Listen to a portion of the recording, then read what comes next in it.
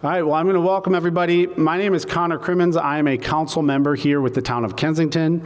And on behalf of Mayor Tracy Furman and our town council, I'd like to welcome everybody to Kensington's Town Hall on the recently proposed More Housing Now, which is new options for workers. This is legislation that was proposed by County Councilmembers Andrew Friedson from District 1 and Natali Fani-González from District 5. 6, come on. I just asked you and you said 5. Thank you first to everybody here in attendance. It's wonderful to have everybody here in Town Hall. If you have a question at any point during tonight that you would like to have included, there are note cards at the back with pencils. Please jot it down as legibly as possible and just bring it up to me here at the podium. I will do my best to incorporate every question and all questions if we have time for them. We have 90 minutes. We have a short presentation that will go first before the question and answers. So at any point, just bring them up to me and I will do my best. We already have through email and people who have brought it in a series of questions, so I'm also working to make sure that they're affinitized. But what I would like to do is, without further ado, welcome our panelists or presenters tonight. We do have Councilmember Andrew Friedson and Natali Fani-González who have proposed the More Housing Now, as well as, and I'd like to start with our council president and our home district member, Kate Stewart. I know. All right. That's all right. Thank you, Connor. Thank you, everyone, for coming here. Thank you to the town of Kensington for convening all of us this evening for this very important topic. Before I turn it over to my colleagues who are going to go through their presentation, I just want to, tell you all how important I believe tonight is to hear from all of you, to answer your questions, because right now we know that here in the county, this is a great place to live, work, and play. And everything that's going on coming out of Washington, I can't tell you how thankful I am actually to live and work and be with all of you here in Montgomery County and in the state of Maryland. But that doesn't mean we don't have our challenges, and we do. And housing is one of those challenges we're facing. And we have a housing crisis. And we know that for many of our working families, our teachers, our police officers, our nurses, that this really falls on them the hardest right now. And we can't wait. We need to do something to address this crisis. And so I just want to say that, this is something that prior councils have worked on, this council has worked on, looking at addressing our housing crisis, which has been decades in the making, is not going to happen overnight, and there's not going to be one singular answer to it. But we need to move forward. We need to look at proposals like the one we're looking at tonight. And I just want to say a huge thank you to my colleagues, Councilmember Friedson and Natali Fani-González, for putting in so much work to present this evening and have it come before the council. I am a co-sponsor of the legislation, and I really look forward to hearing your questions tonight and to continuing the conversation at the council. Thank you.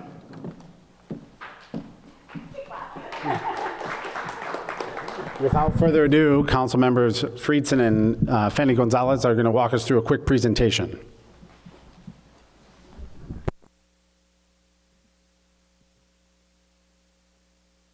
Good evening. Oh, well, it's great to be here. I'm Andrew Friedson. As mentioned, I had the privilege of representing this community the last 4 years on the county council, partnering very closely with your amazing mayor and council and so many of you. And was able to pass on the privilege of representing this amazing community to my great colleague, Kate Stewart, who's doing a great job representing you as well, including this morning, advocating for the interests of this community with Summit Avenue Extended and so many other issues that she has championed and taken up. Had the privilege of serving as council president over the last year and was able to partner very closely with her in that as well, and really appreciate all of her leadership this year already so far as council president. I am in my second term, as mentioned, and represent District 1, which no longer includes the town of Kensington, unfortunately, and much to my chagrin.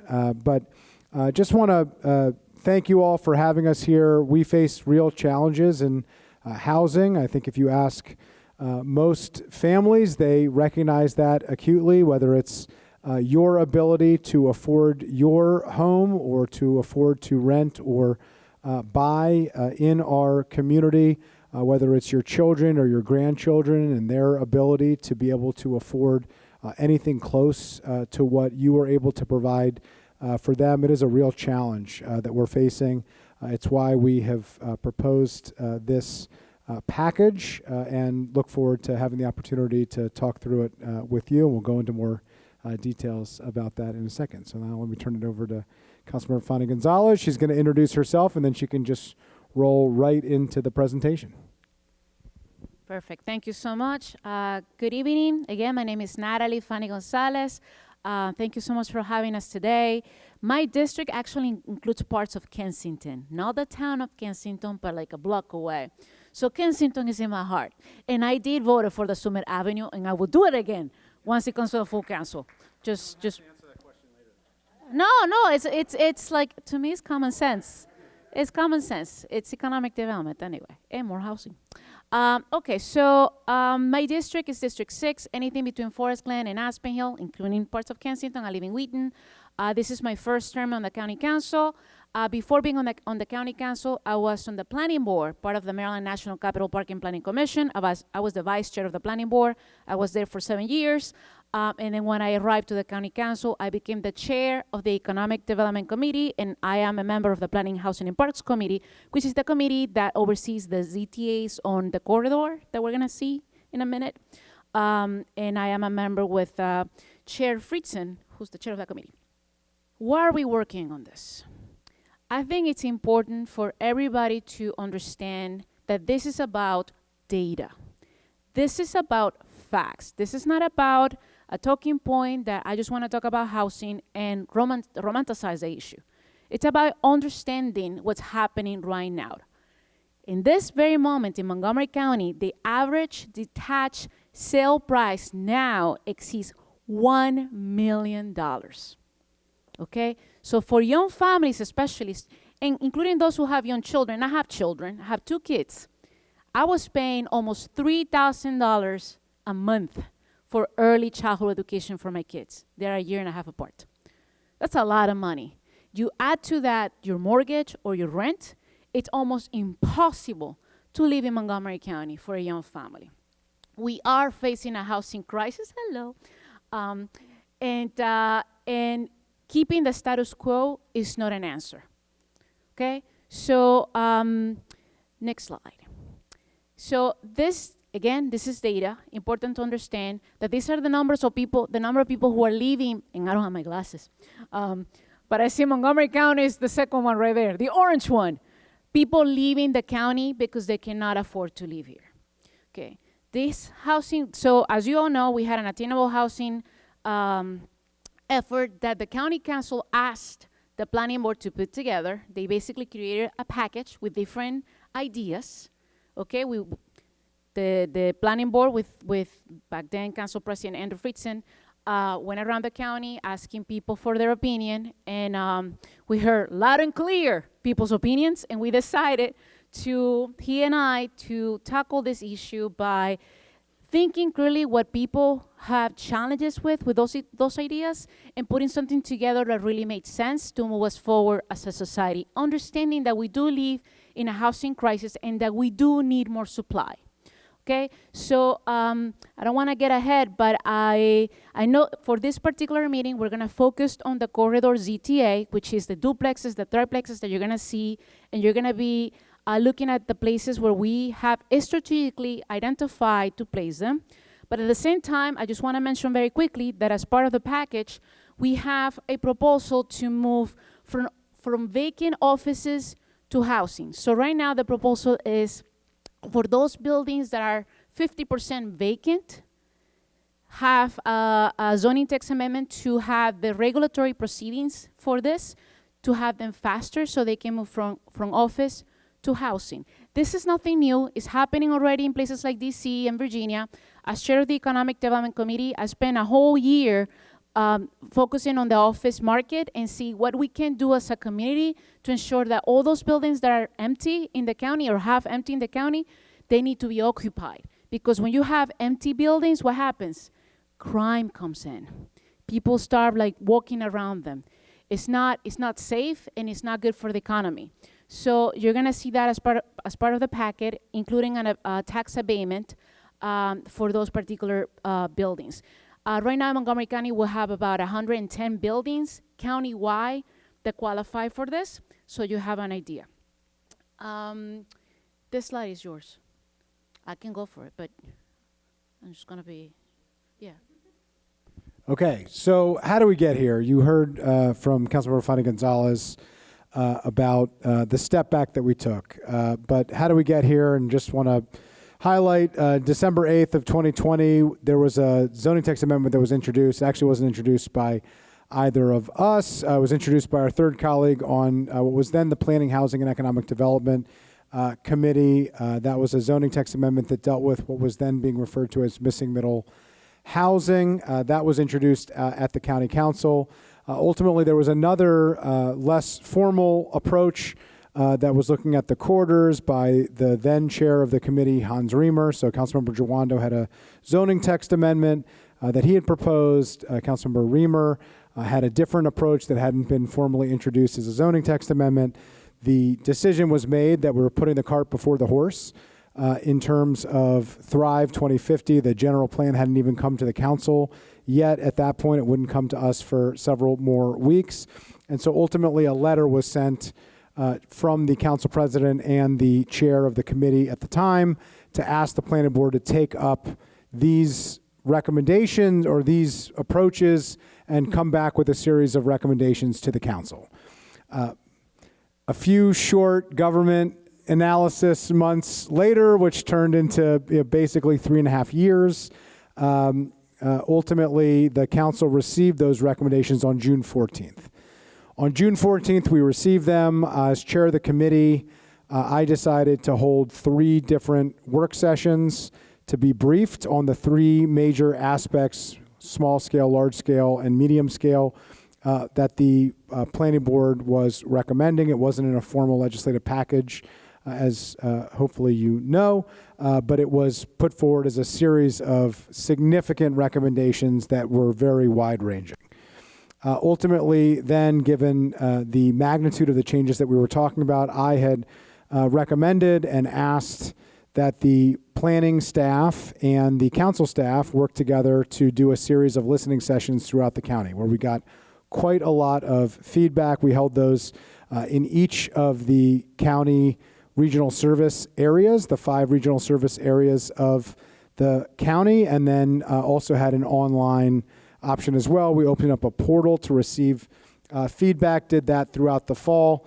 And you see in September, we had Silver Spring, Wheaton, White Oak, Germantown, Bethesda, and then an online option. And then ultimately in November, those were aggregated and a summary was provided to the council in a formal public meeting at the county council.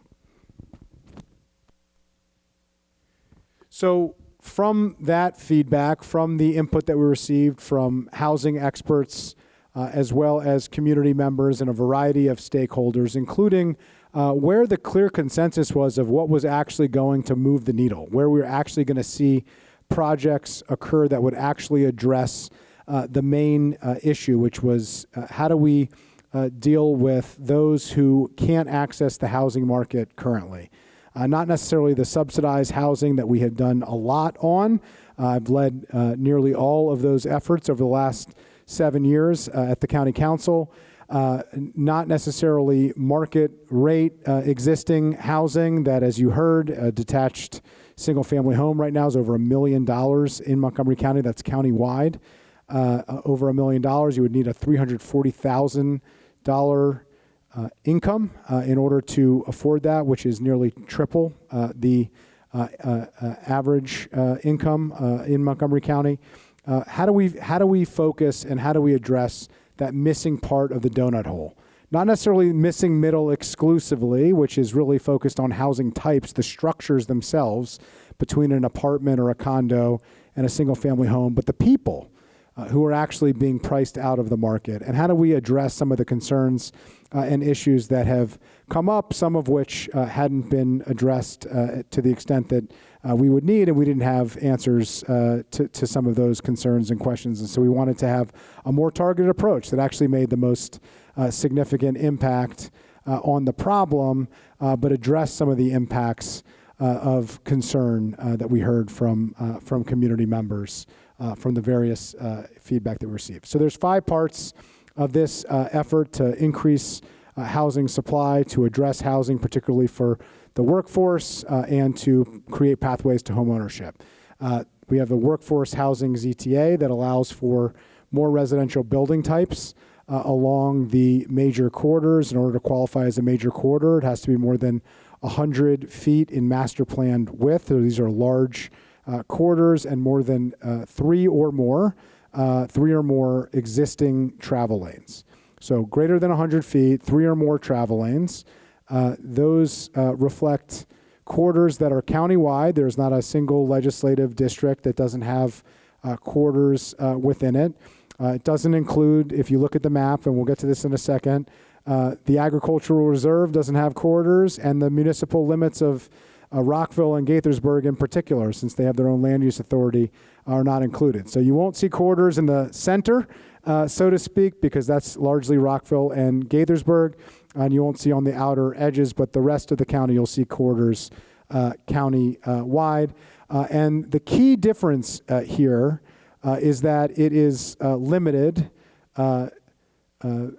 to optional method development. So there is a review process that these projects must go through. The original proposal that we received was by right.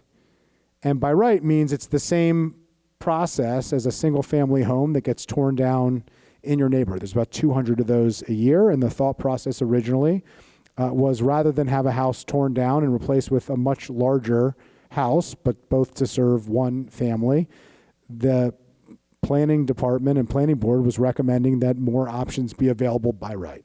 We took a step back and said, you know what, we want to target this to a much more focused area. There's only about 2,500 of the approximately 180,000 single-family home lots, or over 200,000 residential lots in the county. What would be impacted on a large corridor is about 2,500 lots. And we wanted to make sure that some of the case-by-case issues, plan-by-plan, site-by-site, could be addressed in a sufficient way, and so going through optional method development would allow that. The other thing that was really important of going through the optional method process, which was very important to both Councilmember Fani-González and me, was it allowed us to have a workforce housing requirement. If we didn't have optional method development, we couldn't have put forward the 15% workforce housing requirement. That's part of the ability to do that. And so in this proposal, there's a workforce housing requirement as well. As part of that, we also included, as part of the workforce housing piece of this, a new fund, which is a budgetary element of it, which we'll get more to later, but a $4 million budget item to focus on workforce housing. We invest over $100 million a year over the last several years in subsidized housing programs. I could go on, and I will in a little bit to explain some of the other efforts that we're doing, but this would be the first targeted effort specifically towards workforce housing that we have done.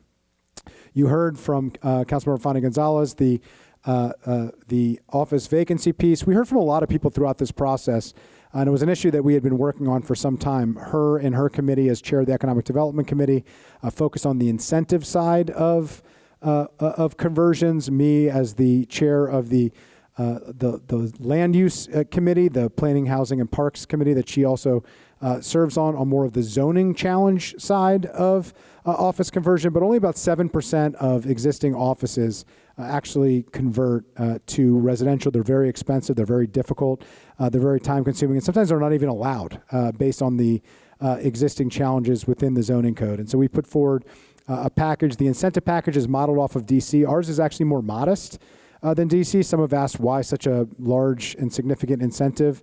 The DC incentive, just to give you a sense, is a 40-year tax abatement. What we have proposed is a more modest 25-year tax abatement. But in order to see these things happen, you have to incentivize them. And just to be clear on that, an office building that is not full, that doesn't have full tenancy, doesn't pay full property taxes.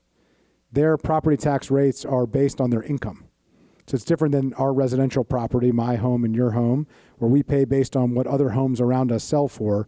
A commercial property is based off of the amount of income that it brings in. So a 50% or more vacant office is not just a blight on a community, not just necessarily a public safety issue, it's a revenue problem for us. And so in order to incentivize that, to get it back on the tax rolls, we have to incentivize it by providing a short-term or a period of time tax abatement in that sense. So that's the thought process there. The zoning side of it is just to make this process easier, both to expedite the review process, but also to allow for the zoning to even be possible where a residential use could be allowed. And then we have a pathways to homeownership in the previous council that has continued in this council. I had worked with colleagues on the committee to expand our pathways to homeownership for first-time home buyers.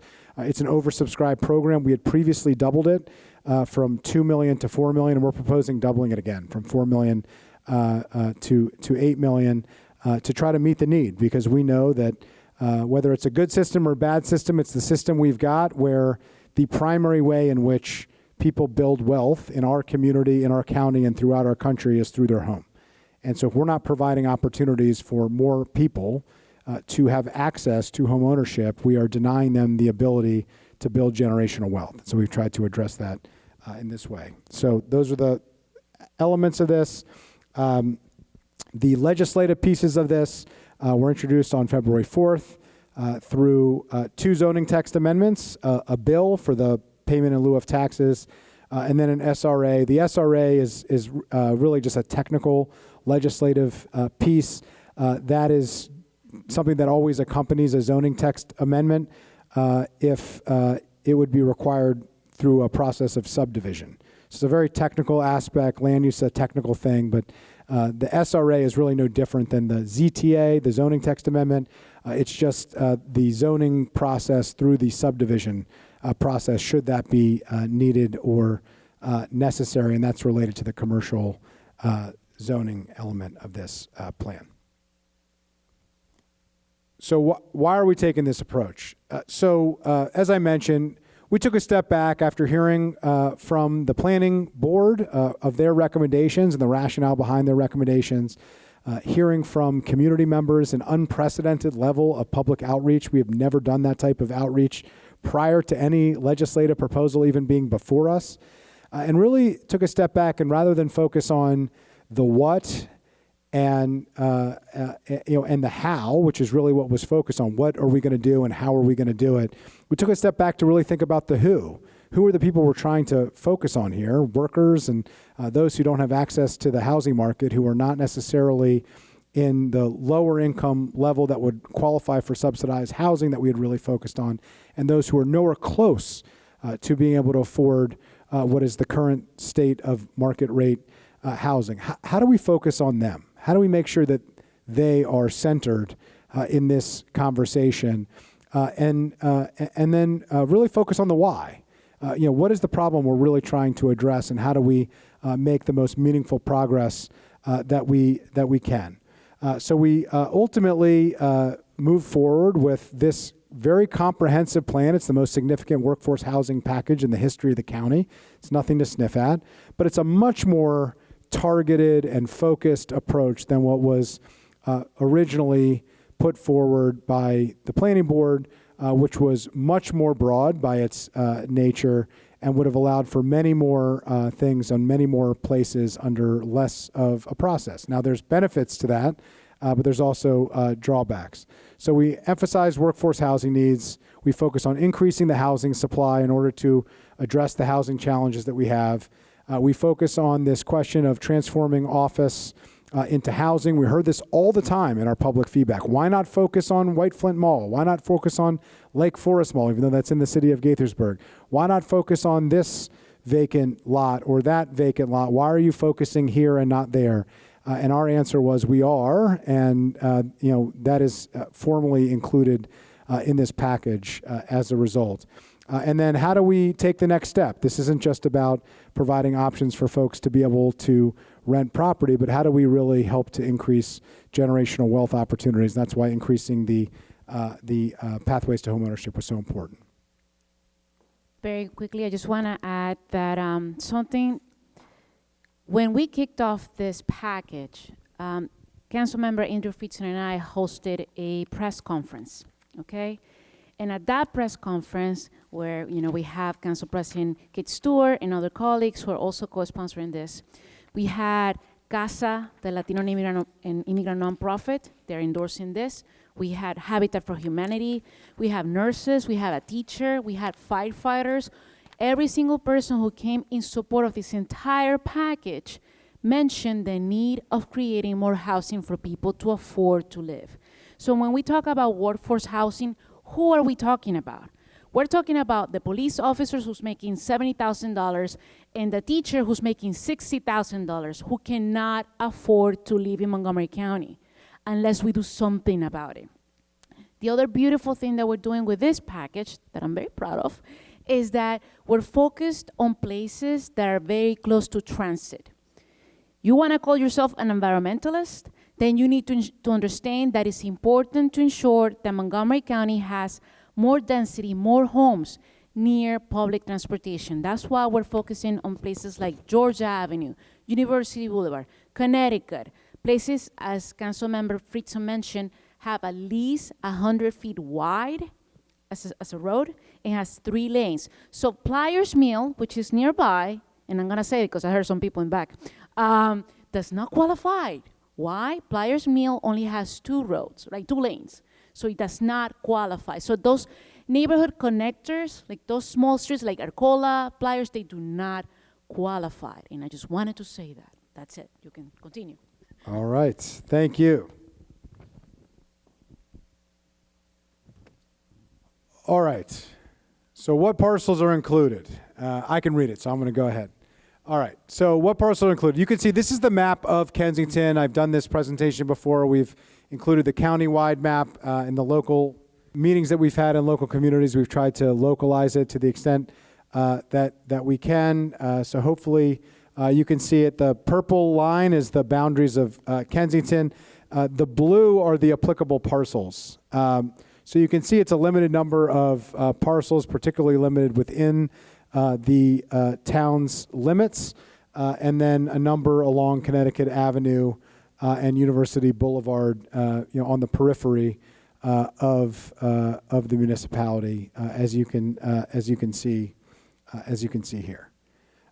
So you can see that, as I mentioned earlier, it's approximately 2,500 parcels countywide. So a much more targeted approach than previous. As I mentioned before, there's about 210,000 residential parcels countywide, about 180,000 single-family home parcels. So you're talking about a little over 1% of the total number of parcels that we're talking about. And again, none of the proposals that we have put forward, none of the bill or any of the zoning process is a by right dynamic. So it does have a process that's included through it. And I'll just note that there's a link to the map. That's an interactive map that you can search for your address or search for any address throughout the county and get an understanding of what is and what isn't included. We didn't pick and choose. I just want to be very clear. We've been, that has come up a lot. We set a standard, and the standard is applicable countywide. That standard has to be facing a roadway, a corridor, and that corridor is defined by 100 feet of master plan width, 3 or more existing travel lanes. That's what defines it. That's what determines it. It's not a case-by-case decision that we're making. It's based on what is the standard that qualifies for the corridor. So we've gotten asked a lot, besides what about these other projects? Why aren't you doing it somewhere else? Which I noted, and why the office conversion is such an important part of this proposal. It's a yes and approach with a much more targeted and focused way.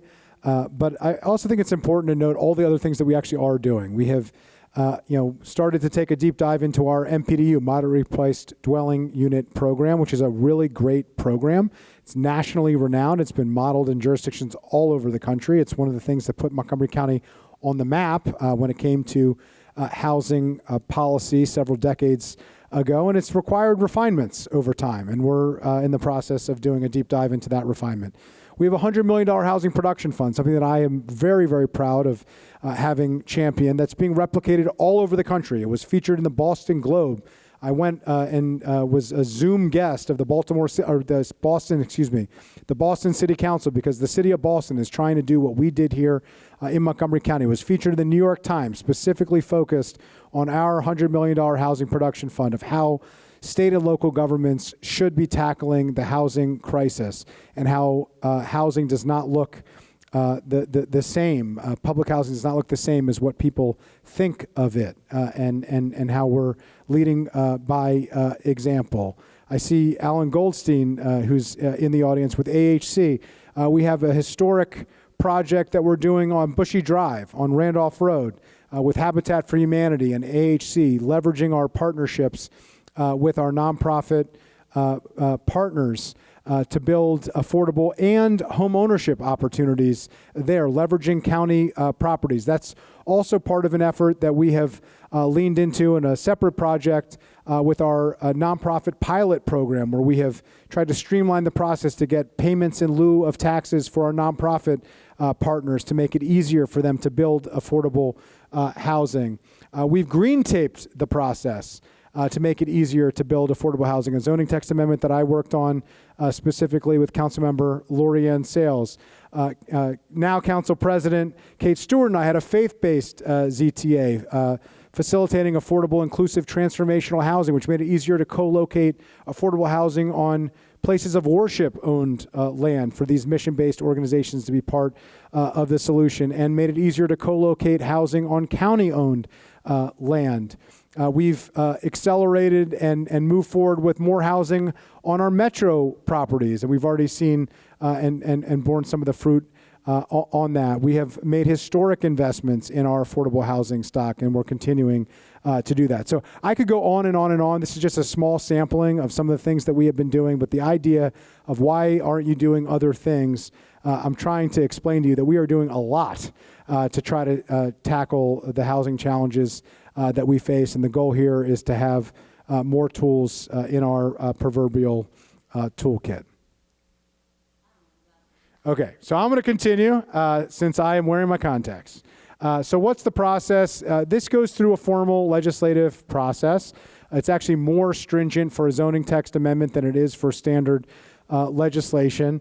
The district council introduces ZTA. There's a role for the planning board and the county executive to weigh in formally on zoning text amendments. They also can recommend or send over suggestions, but ultimately can't introduce zoning text amendments. And nothing, as I noted, was actually formally presented to the council in a legislative package to us. We just got a series of recommendations from the planning board, but no zoning text amendments were ever sent to us. So we have the zoning text amendments that were introduced last month now at the council. The public hearing must take place between 30 and 60 days after introduction, just to give a sense.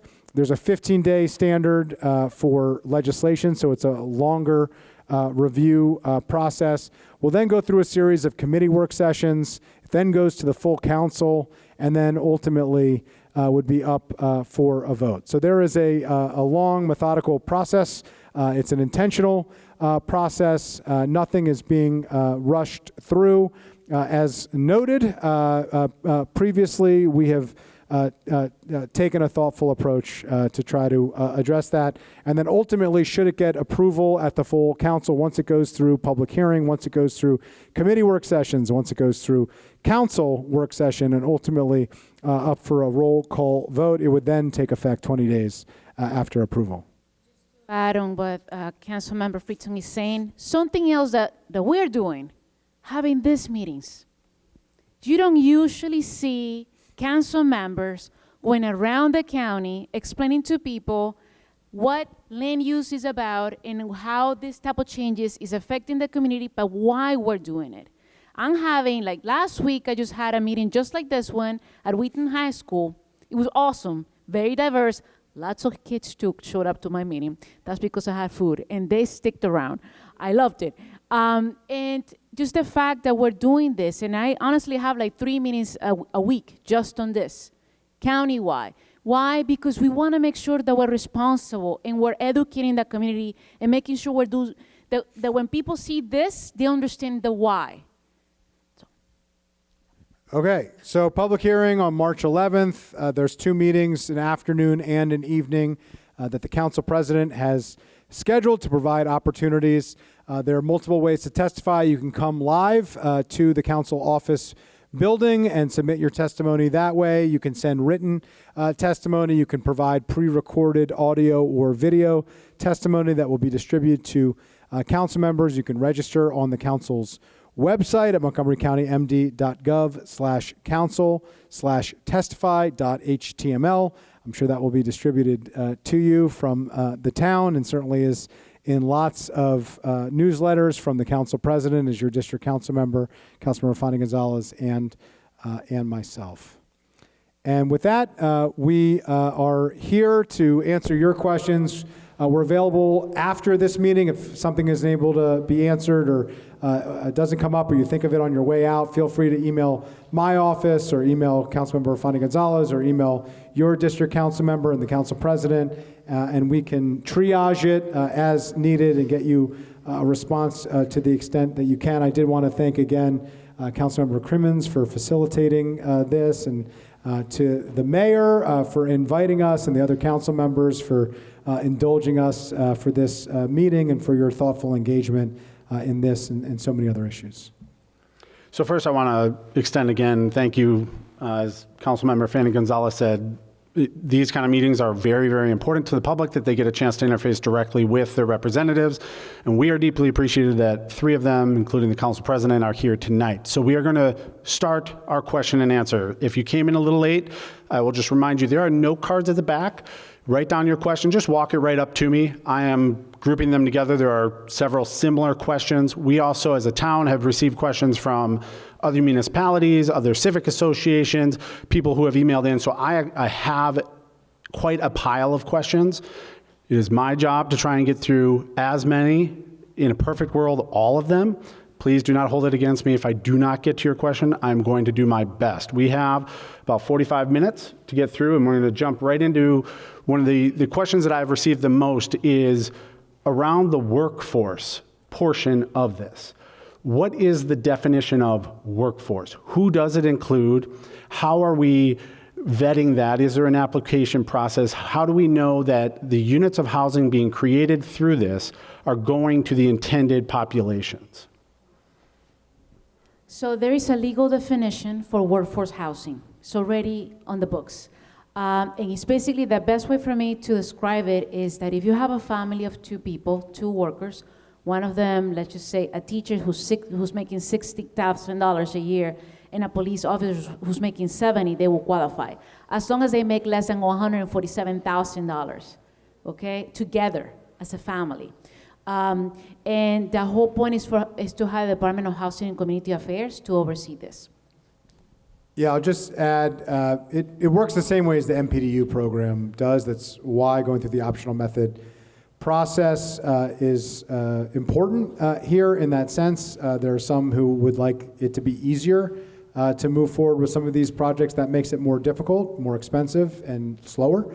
But it allows us to have this workforce housing element. The legal definition that we currently have within the zoning code for workforce housing is 70% of area median income to 120% of area median income, and that's where Councilmember Fani-González was noting the 120% of area median income currently is about just under $150,000 for a couple.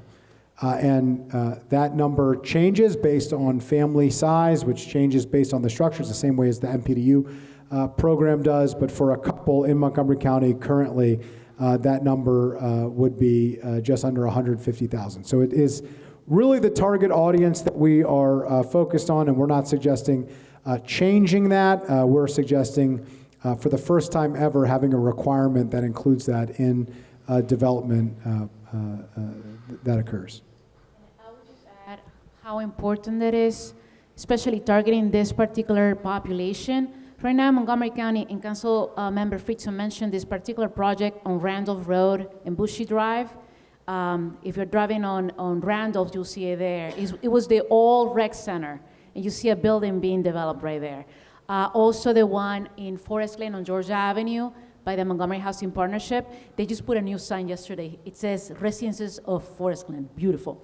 Those two projects are targeting deeply affordable housing, people making $40,000, $50,000 a year. And we're building lots of market rate housing in Bethesda and many places around the county, but we're forgetting that middle class. We're forgetting those folks who are making $60,000, $70,000, $80,000 a year, and it's very hard for them to buy a home. So.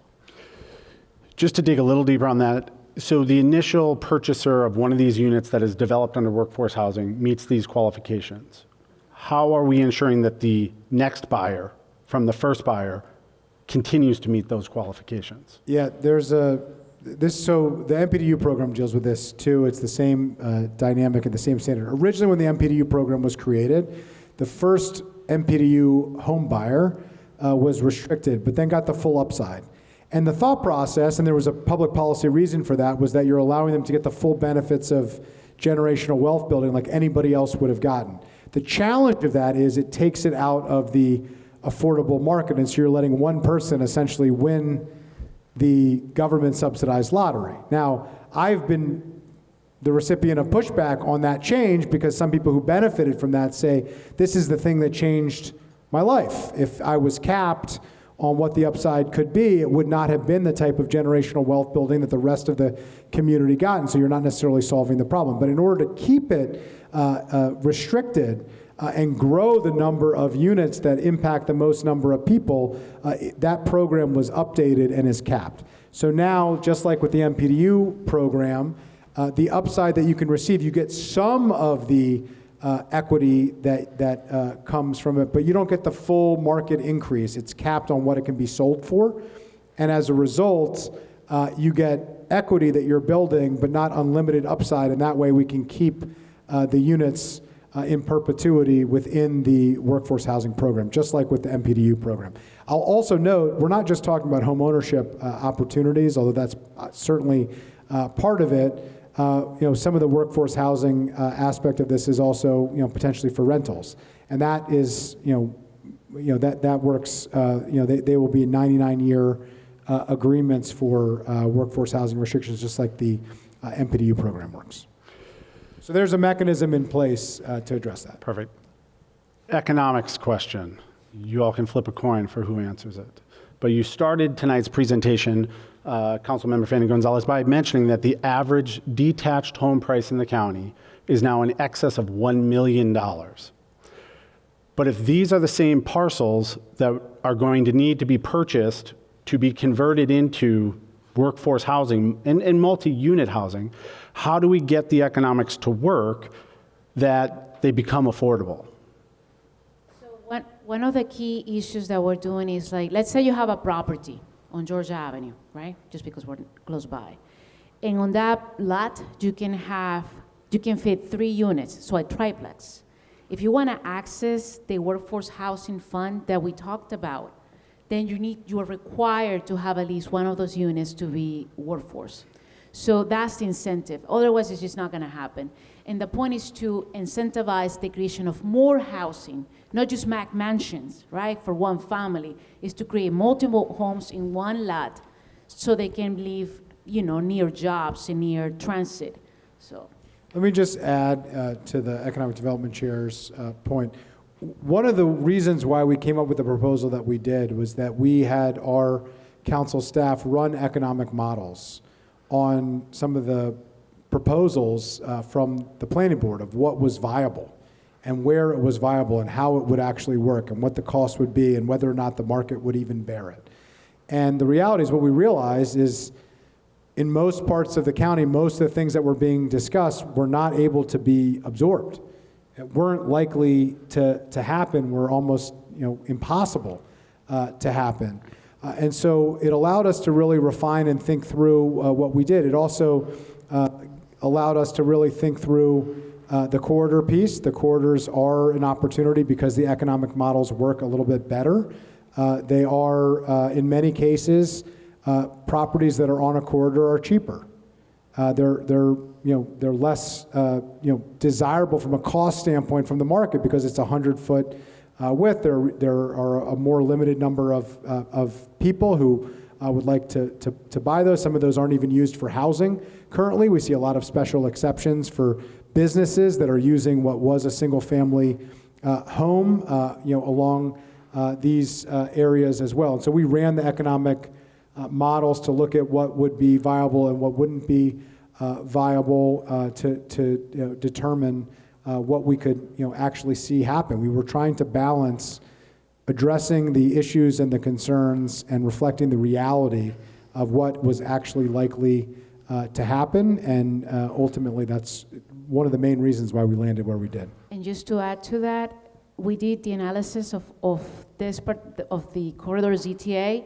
20% of all the properties that qualified under the corridor ZTA for workforce housing, they already have, you can have businesses there. People already, so 20%, it's for 20% of those properties already have businesses. And it just speaks of how, times are changing and how the community is evolving. And you can find hair salons, you can find the palm reading businesses on certain places. Those changes are already occurring. They're already happening. So this is just to add to it. So you both now have mentioned the deep analysis that has been done, both for the corridor plan, but the predecessor attainable housing strategies. As you put together the corridor plan, was analysis done around infrastructure capacity, right? During attainable housing, poor Andrew, you heard a lot about, do we have the right roads? Do we have the right stormwater? Do our schools have capacity? Do our fire and police have the capacity? What analysis around those public infrastructure and public service goods were done as you designed the corridor plan?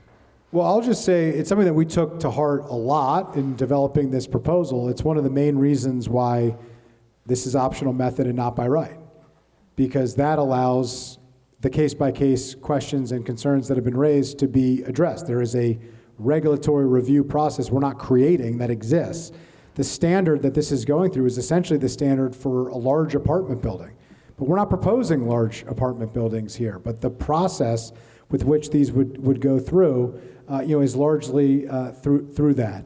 We're not talking about the scale and scope of changes that were previously being addressed. We have refined it, we have targeted it, we have focused it in a much more modest way in that sense. It's significant, it's meaningful, it will make a difference in my very strong opinion, but it's not what was originally proposed, because we didn't have an answer for how every single one of those issues was going to be addressed on a case-by-case basis, and it's not simply a by right dynamic as a result of that, which is a really important, piece of why we put this forward in the way that we did and why we focused in the way that we have.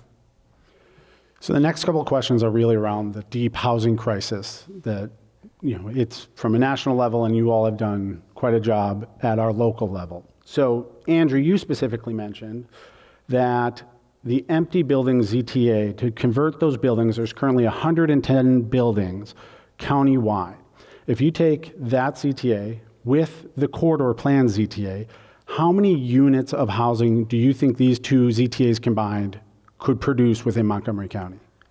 Well, actually, I will never take words out of the mouth of my colleague. She mentioned the 110 buildings. I could have mentioned it, but she mentioned it, so I want to give her credit. So let me yield to her first, but then I'll be happy to weigh in. And that will be an unfair question. Let me just tell you why. It reminds me to the question about the Montgomery County pipeline. Everybody talks about the pipeline. We have thousands of units in the pipeline of Montgomery County. applications that have been there for decades. When you submit an application to the planning board, that doesn't mean that it's gonna get, that the building is gonna move forward right away. There's so many factors into it. So asking us to combine what this 110 office buildings that are very diverse. I said 110 buildings, but that means that maybe a couple of them have only 2 floors, others have like 10 floors, depends on the location. Some property owners are gonna say, okay, that's great, but maybe at this time, I'm gonna just tear down the whole thing and redevelop the whole sign. So it will be a lie to give you a number. And if anybody gives you a number, they're lying to you, because development doesn't work that way.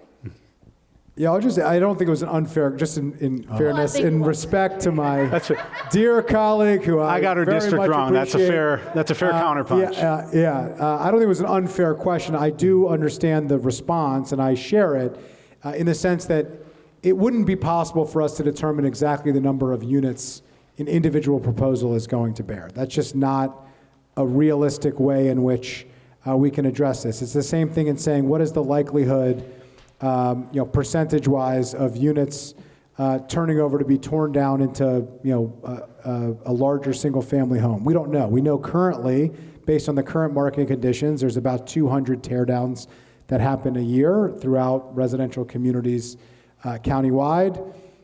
That could change dramatically tomorrow if construction costs change. If we shut down the ability to get lumber from Canada, for instance, that would have a major impact on the price of those units and the financial viability. I mean, there's a lot of different factors. What we do know is what units, what parcels are impacted. What we don't know of the 2,500 give or take parcels, which is a small fraction, like I said, just over 1% of the total number of residential parcels countywide. What we don't know is, how does the person who lives there feel? What likelihood of it would they move? Do they want to pass down their house to their children or their grandchildren? Or do they want to sell it and leave, to downsize or to move out of the community, or do they pass away? We don't really know that question, and that would partially dictate what the outcome is here. We also know that it's easier still under this proposal to tear down the house and rebuild a much bigger house. Like we haven't actually made it an even trade here. We actually made it harder to do that. Now that's the downside, and we've gotten some criticism on that of like, maybe we didn't go far enough. Maybe we're making it too difficult here, which is a fair criticism also, that we were trying to find the right balance to make meaningful impact, but in a way that addresses some of the concerns, much of the concerns that we have heard. But still, under our proposal, you can still tear down a home and build a much, much, much larger home. Largely, oftentimes, you're tearing down a 1,200 to 1,800 square foot home that was built usually 40, 50, 60, 70 years ago, and you're replacing it oftentimes to the setback height limits, et cetera, and that means you can usually build somewhere like a 4,000 square foot home, maybe a 5,000 square foot home, depending on the size of the lot. Even under our proposal, that is still easier to do, and so that option still exists. And what choice a property owner makes on their individual lot is not clear to us. As I mentioned before, only about 7% of conversions occur. Our abatement is significant, 25 years, that's a lot. But again, it's a fraction, it's only a proportion of what the DC one is, which is a 40-year abatement. And there's some who've suggested that we don't go far enough. Now, I think our commercial office challenges are not quite as acute as downtown DC, so having something that doesn't go quite as far as downtown DC, but addresses the issue in a meaningful, significant way is the right approach. That's where we landed on that number. But again, these are case-by-case dynamics based on the interests and the preferences of individual property owners who are not being forced to do anything, who are potentially given an option to do something, and we've set forward with a fairly robust process to require them to go through in order to do it. And to put a final note on that question, this is about creating opportunity. Okay, this is about creating more opportunity for people, especially young folks who are just graduating from college, who are raising a young family. It's about creating spaces for them to live, especially near transit. So those of you who are environmentalists, those of you who understand that we need to live in a sustainable society, you should be saying yes to building more housing near transit, near job sites. You should say yes to make sure that teachers and essential workers have places to live near their jobs. That's what we're doing here. And this is why groups like CASA, groups like Habitat for Humanity have endorsed this plan, because the need is real. It's not a talking point, it's real. So the corridor plan focuses on introducing multi-unit housing into the what are called the R zones, the residential housing zones. Kensington is unique among some of the municipalities within the county that we have the traditional R zones, predominantly R60, but we also have CRT and CRN. Your corridor plan does nothing to address adding additional density or housing within CRT or CRN, correct? Slide. And I ask that because I'm going to give a quick plug for the map that they showed earlier, but there is a map that will identify all of the parcels that are impacted by the corridor plan. At first blush, when we heard about the plan at the press conference, right, my initial take was, wow, Connecticut Avenue, University Avenue, like, we've got 100-foot right-of-ways all over Kensington. This is going to be enormous. But when you gave your qualifiers for it's not just 100 feet, it has to be affronting that road. We in the town, I think we have 7. We have 7 total parcels. That's it. But I don't see anything in our CRT or CRN zones, which is why the question of how are the CRT and CRNs being included or not, and why not? Yeah, they're not included because you already can do a lot more in all of those. So it's a really good question. Those commercial zones allow for a much more robust, greater heights, greater density, more options, already through the optional method development process. What we're proposing limits everything, no matter what, even through an optional method development process, to 40 feet maximum, which is only 5 feet higher than what you could currently do with a single-family home if you tore it down. So currently today, if your neighbor, if you live in a single-family home, if your neighbor wants to tear down their house and rebuild a new house, or if they sell their house to somebody who chooses to do that, they could rebuild that house to 35 feet tomorrow. Might not be able to build it in a day, but they could start that process, literally imminently. So everything is limited to 40 feet along commercial corridors, and I remember watching from not so afar as the town and the county were taking up your local plan here. The CRT and CRN zones that are included allow for more options than that. To put a finer point on that, within these residential zones, if you're building a duplex, you're held to the exact same standards as a single-family home in that underlying zone. So if you're in an R60 zone and you tear down a house and you're building a duplex under this plan, not only can you not do it by right, which you could previously do it by right if you're building a single-family home, you have to go through optional method, but you're also held to the same standards as the single-family zone in terms of setbacks and lot coverage and all the other standards that exist in that underlying zone.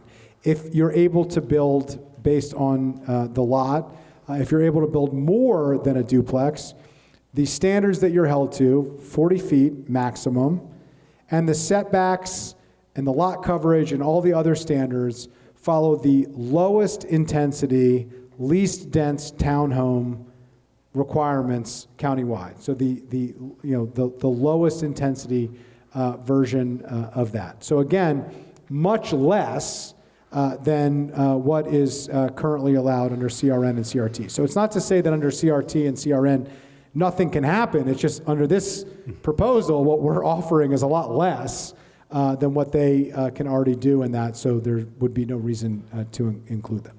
To drill down on what you just said around setbacks, lot coverage, other aspects of land use control, many municipalities within the county have more restrictive, as they are permitted, land use regulations. Within the town of Kensington, our setbacks are more restrictive than they are from the county. So under your proposal, will it respect the more restrictive setbacks set by the local municipalities? This is a really good question, and I have worked on this issue, although this zoning text amendment is silent on it because we don't have that authority. But the state does have that authority. So under the state, we're a political subdivision and the town is a political subdivision.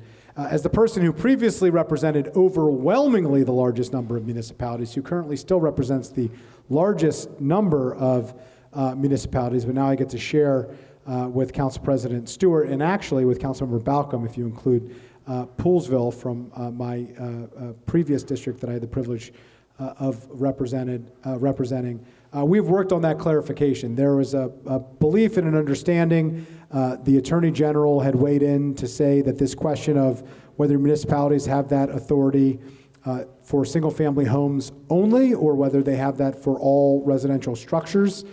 More broadly, the Attorney General took the position that the municipalities already have that authority, but I have worked closely with the District 18 delegation, in particular with Delegate Solomon, with the support and the work of former Mayor and Council President Kate Stewart on a state law bill that would codify what we believe is already the existing standard.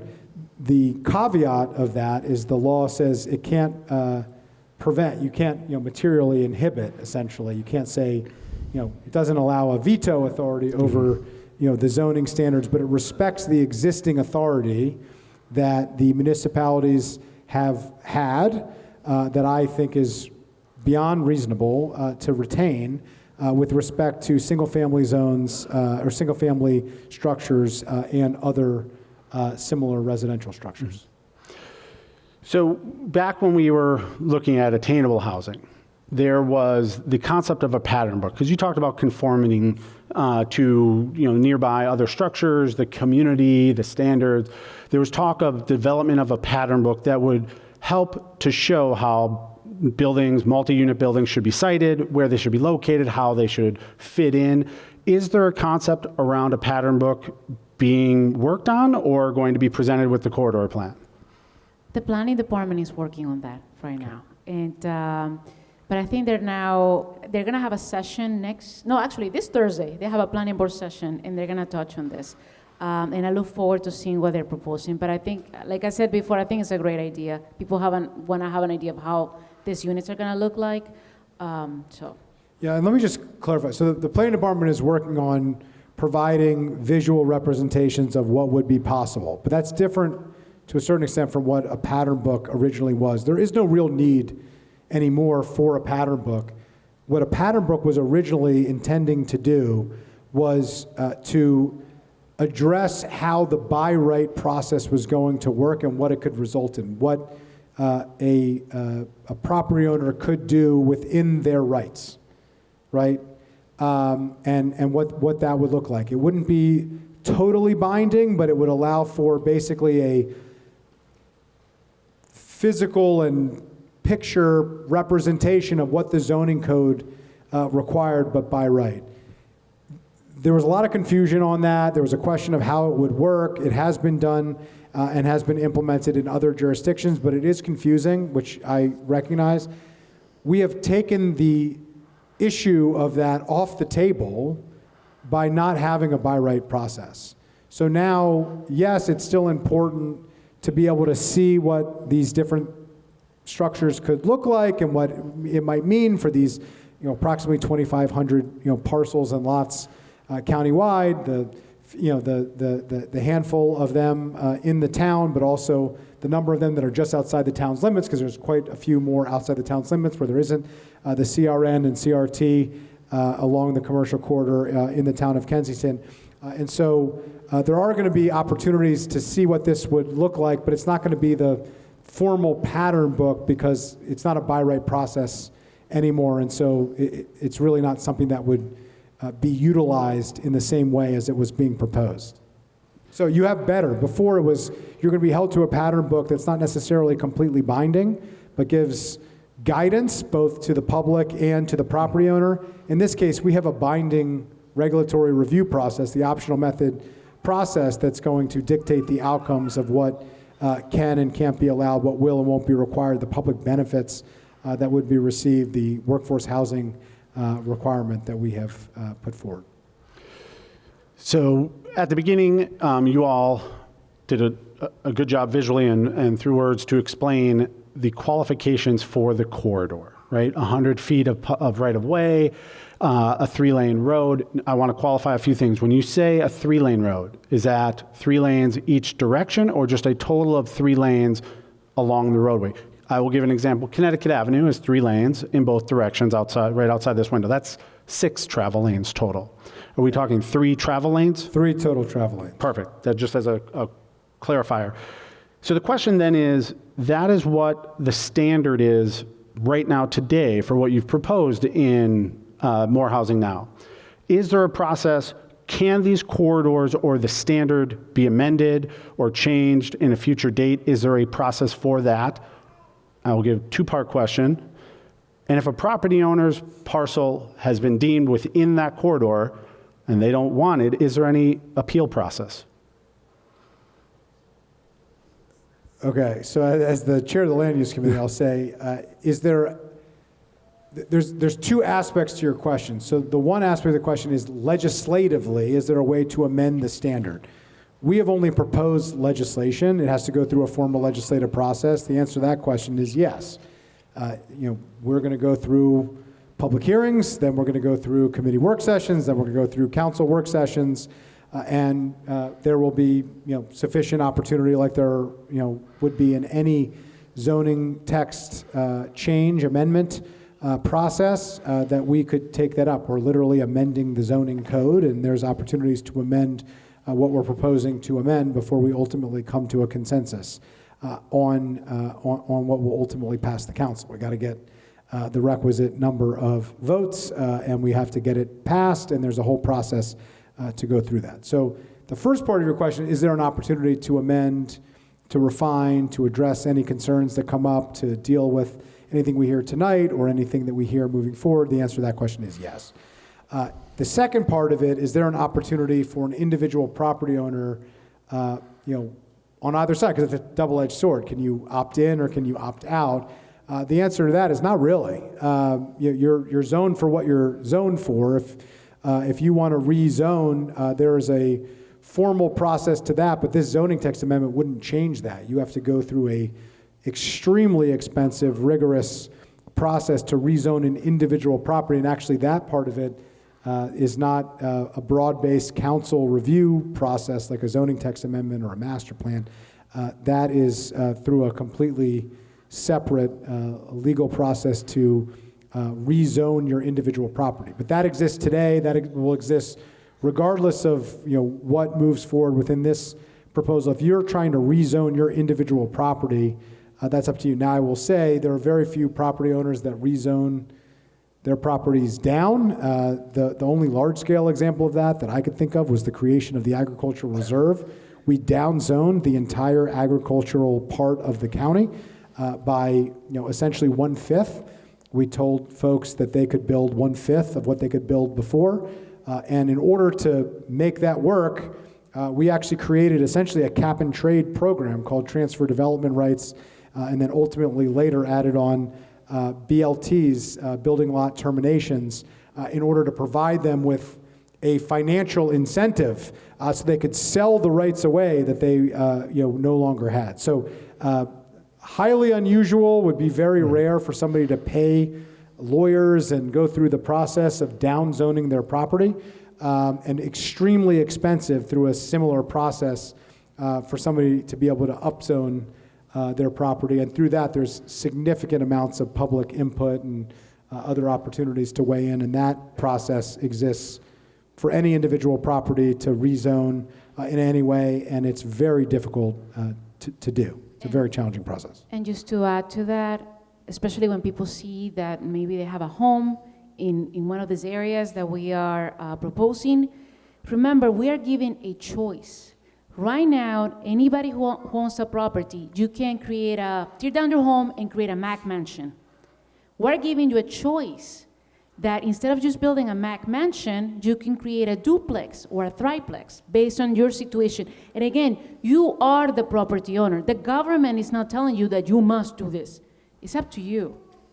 Yeah, and the comparable aspect, I know that this issue kind of takes a life of its own, but the comparable aspect of it would be that a homeowner would say, based on my current home, which doesn't meet the full height and setback limits that was built 30 or 40 years ago, I'm not going to build that, so I'm going to petition the government, go through a very expensive process to have a smaller lot coverage than what I could legally do now. Even if I'm not going to build that, the likelihood that I would go through that process as a property owner, I couldn't think of a scenario where that would ever happen, or any rational actor in the housing market who owned a property would go through a process to pay the money, go through a very difficult aspect, and would have a challenge doing it as well, because those zoning changes would be in perpetuity until and unless a zoning change came forward after that.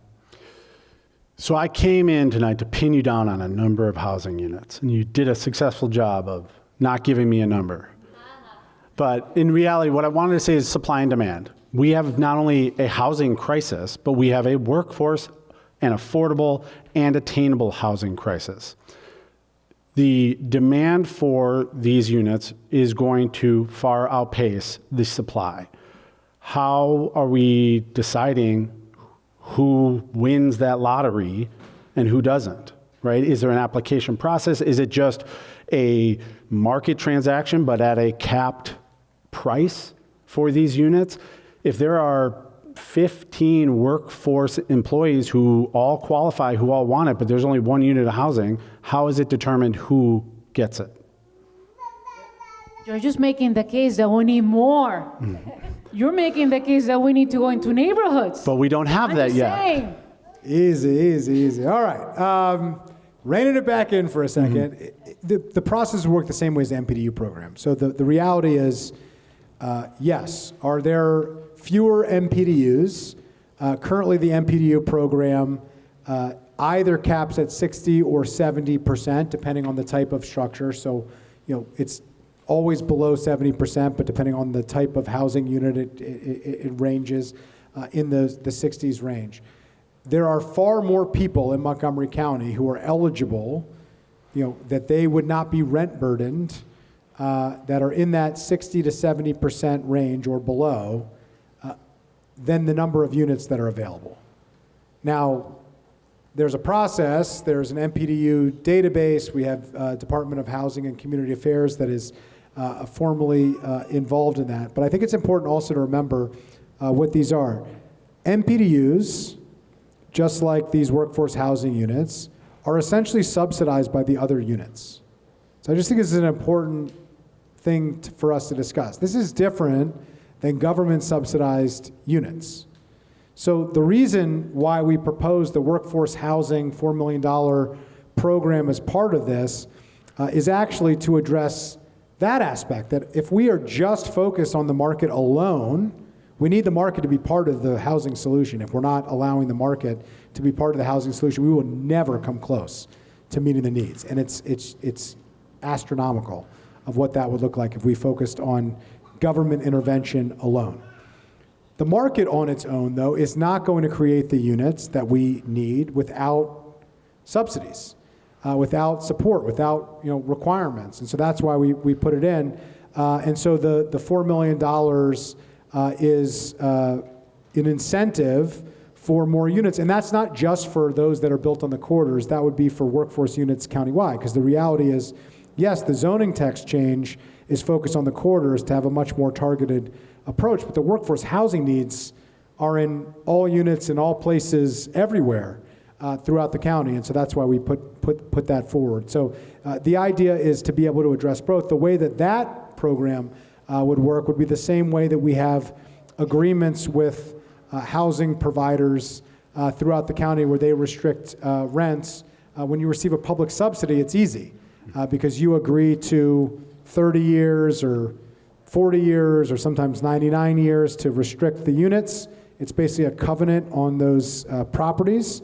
It's an agreement that you're making, and in exchange for that, you receive government subsidies for that unit in the same way that affordable housing providers receive low-income housing tax credits at the federal level. They are agreeing to certain requirements for that. They receive money from the county or from the state. This would be another example of that, but the idea of doing workforce housing units is that the subsidies are shallower, and so they could impact more people for less amounts of money, where the deeper the subsidy, the more expensive you have to subsidize each unit based on the gap between the market rate and the subsidized rate. We're all hoping for metrics of success, right? I'd love to make it units of housing, but we don't have a denominator. Looking at the Housing Investment Fund, which went from $2 million to $4 million, this proposal is taking it up to $8 million. What metrics of success, has it been exhausted at each of the previous levels? Yes. Is there any metric of demand that says 8 million is enough, or is that just what we have today? I can tell you that for the workforce housing, that home ownership fund, for example, we dedicated $3 million plus $1 million for Montgomery County employees who want to purchase a home. The $3 million, within 6 months, the money was out. 6 months. So that just tells you about the need. That's a quick. Yeah, so we're not recreating the wheel here. I mean, this is, in many ways, we were trying to say, okay, what are we doing that actually works, but that we don't have enough support for? This was an example. Prior to the change at the council previously, early on, several years ago, we doubled it from 2 million to 4 million, essentially. And the money was exhausted, the funds were exhausted in less than half a year. So we said, let's double it. We still, because the needs grew, were exhausting it in about a half a year. So it relieved it a little, but not nearly as much. And so the idea of doubling it is if you're exhausting the funds in basically 6 months, if you double it, the hope would be you don't exhaust it before towards the end of the year. So the way we'll determine success on that is based on when we're exhausting all of the funds. We don't want, this is a perfect example in a program like this. You don't want money to be left over at the end of the year, but you don't want folks to be turned away. So you want to try to find that right balance of having enough resources available to those who need it. We want to be able to send the message to home buyers in Montgomery County to say, if you are a first-time home buyer, you would be eligible for one of these two programs, one through Housing Opportunities Commission, one through the state in a partnership with the county, where you can get up to $25,000 for first-time home buyer down payment assistance. And we want people to feel confident that they're actually going to get it, not in the sense of wall supplies last, create a Hunger Games type dynamic. The idea now is if you're buying a home in the summer, in the first few months of the fiscal year, you might have a decent chance of accessing these funds. If you're planning to buy in the winter, you have very low chance. If you're planning on buying in the spring, currently you have no chance, zero, in being able to access the county's program. And that's just not a system that I think we should continue, and that's why I think we need more resources for this program.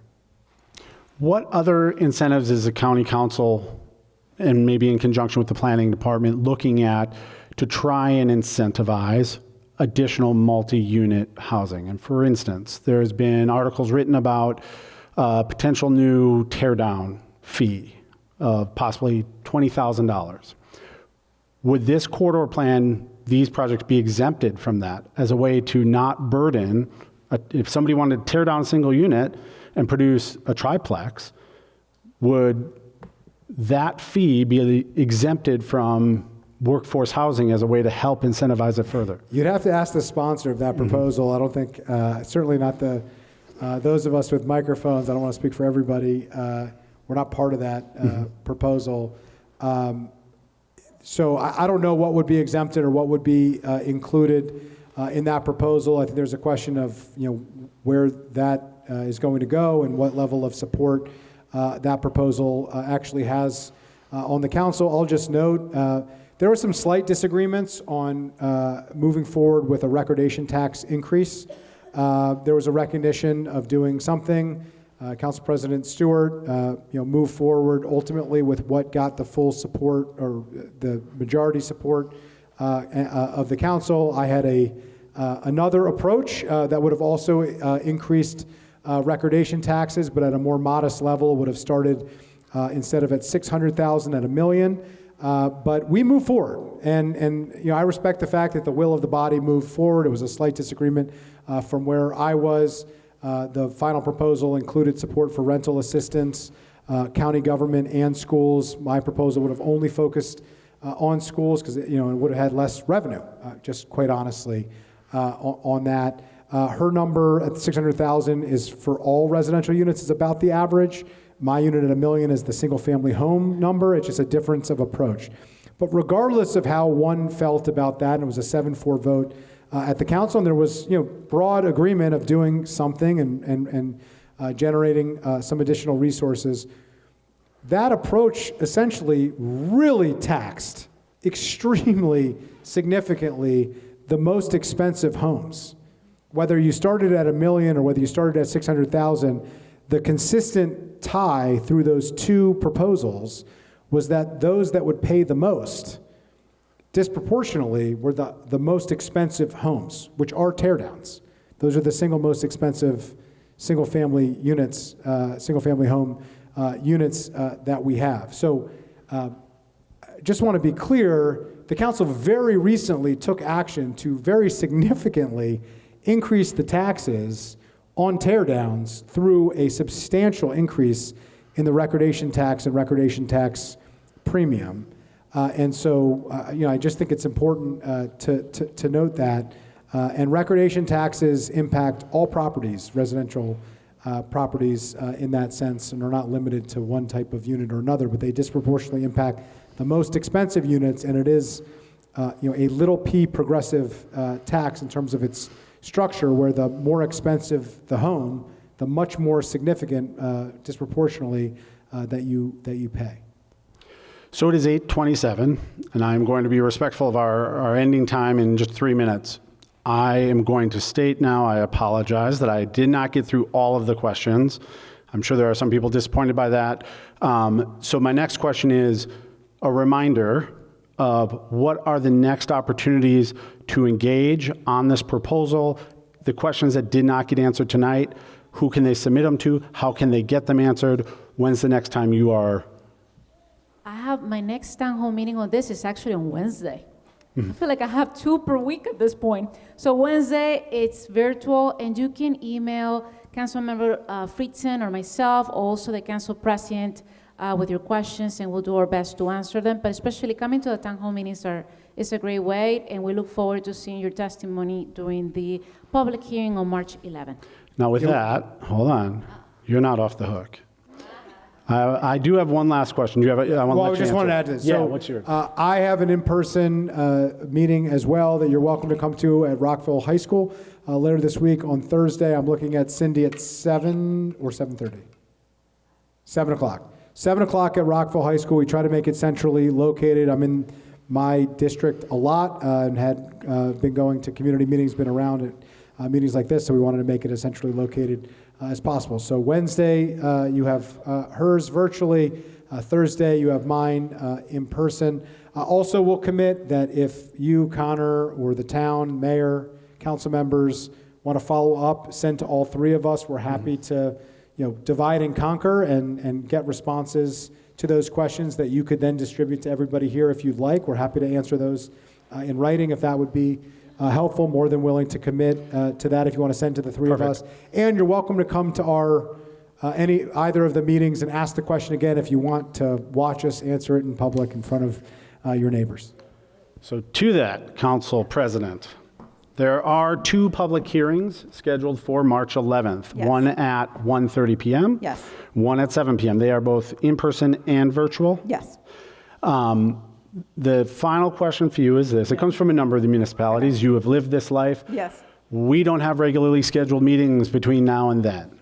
And what we'd like to ask is, can there be either a second public hearing 2 weeks after that, or can the public record be held open for 2 additional weeks to allow those municipalities that have to meet in official capacity to review the plan, take up any position, a resolution, and then transmit it to the council? The latter, absolutely. We will take public, as was stated before, once the public hearings are done, this goes to committee. There'll be a number of committee sessions on this, and it won't be until after that it will go to the full council. So at any time, you can submit either formally through the county council, email, or send it to any of us or anyone else on the council, absolutely.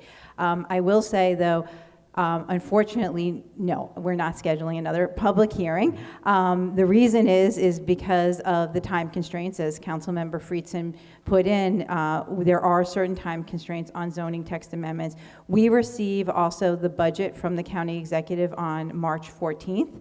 And so right after that, we're beginning our budget process. And so I was very deliberate in making sure that we scheduled this so that people could come in the afternoon and the evening, and that we've also opened up so there is no wait list for this. And I will say that public hearings are really important for people to come. But what I would really stress is meetings like this, where we actually get to have a dialogue and a conversation and answer questions. As many of you, because I think I recognize most of you in this meeting, and probably online, who know how to come to public hearings, it's usually it's very much a one-way. You make a statement, and we don't really go back and forth. I think I probably can speak for my colleagues and all of us. The reason we do these meetings and we spend our evenings and weekends doing them is because we get to engage with all of you and fully answer your questions, or at least begin to. And so, this is a process that we're going to continue throughout, and having these meetings with the public hearings is just another way of gathering input. But again, there's going to be committee sessions before this comes to the full council. And I'll just reiterate on the committee piece. We're not rushing this through committee. As noted, there's the public record, and when the public record is staying open, and you heard from the council president who dictates that. But you can reach out to her, and she'll certainly relay that to us as your district council member. You can reach out to us as the sponsors of the legislation, or to me as the chair of the committee, or as to the committee members. Ultimately, this is going to go through the committee process, and well after the public hearing takes place, we'll take into account everything that we hear at the public hearing. We'll have everything that comes in after the public hearing when the public record is officially open. But just because the public record is no longer open, we've never stopped receiving information and input. Please don't send it to us like an hour before a work session, because it's hard to be able to be thoughtful and get feedback on it, and have council staff prepared to be able to answer technical questions if it's technical by nature. But whenever you send it, we will address it in a timely and reasonable manner. I'm fully committed to that. We have always done that. We'll continue to do that, whether it comes formally through the town or whether it comes individually from each of you. We'll take that up and certainly make sure that we're addressing it at committee to the extent that we can. As we are at time, I had a whole list of lightning round questions. I will leave it to one, and I prepped you that this was coming. Summit Avenue extended, supported in the CIP, yes? I have always supported Summit Avenue extended and championed it for 4 years, and have continued to fight for it since Kate has taken over as your district council member. I know how important this project is to the town of Kensington, and have always believed that it should be back in, and led that fight, and now I'm happy to support Kate in her leading that fight now. And I did it this afternoon. I will give kudos to Council President Stewart, who this morning in Traffic and Environment did just that. With that, Your mayor and council member were there, we're fighting, we're advocating as they always do and always have since the day I have been on the county council, which I very much appreciate. we are going to take them up on their offer. The questions that I have that I did not get to tonight, we will put into a digest and submit them to all three. We will give them time to respond to them. It will come back to us. We will post them on the Town of Kensington's website. It will probably take a little while, but look for that there. If there's any questions, just email the town, and we will let you know as soon as they are posted. I would like to thank Councilmember Natali Fani-González, Councilmember Andrew Friedson, and Council President Kate Stewart. Thank you. I just want to quickly thank the council members, thank the mayor, thank you, Connor, for facilitating, thank the town and municipal staff who helped tonight, and just wanted to acknowledge we have members of our staff, Tommy and Paul and Cindy, who are here, who are working late as they do almost every night, and want to thank them as well for all of their work and their support. Thank you. Thank you, everybody. This concludes tonight's event.